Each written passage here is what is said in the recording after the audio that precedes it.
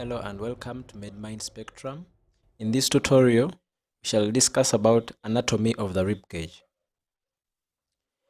The rib cage is found in the thorax, and in this tutorial you will learn about the borders and boundaries of this rib cage, the inlets into the cage, and the functions of the cage. Anteriorly, the rib cage is bordered by the sternum. The sternum is a bone that is located just anterior of this cage and is made up of the manubrium, the body, and the xiphoid process as shown on the diagram in the left. The details of the bone are discussed in another video which you can check out. Posteriorly, it is bordered by the vertebral column, mainly consisting of the thoracic vertebrae that are 12 in number. These vertebrae are also discussed in detail in another tutorial which you can check out from the playlist. The sides of the rib cage are made up of the ribs which exist in pairs, but these ribs are also joined by costal cartilages that join them to the sternum, part of them on the manubrium, others on the body, and others on the xiphoid process. These make up the sides of the rib cage. The thoracic inlet into the rib cage is the upper opening of the thoracic cage at its junction with the root of the neck as shown in the diagram.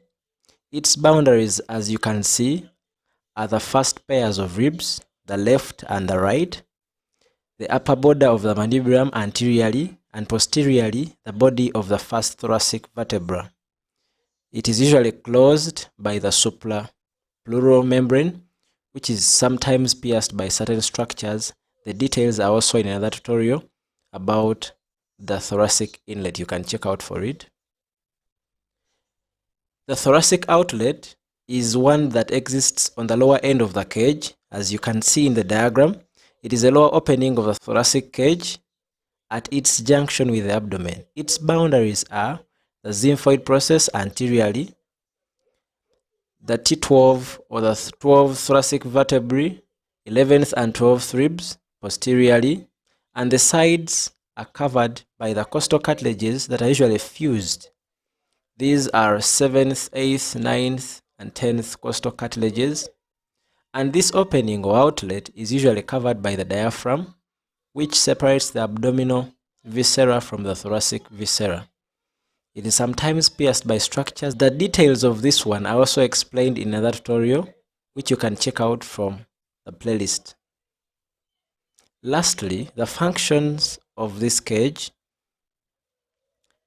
1. It supports and protects the thoracic viscera, which include the lungs, the heart, and many more. It also has some parts of the GIT, such as the esophagus. It also plays a role in respiration by increasing and decreasing the intrathoracic pressure. This is done when the sternum and the bones, that is the ribs, either expand by moving upwards to increase the thoracic volume and thereby decreasing the intrathoracic pressure to allow inspiration. These and many other functions make the rib cage very, very important as a protective significance to our bodies. Thank you for watching.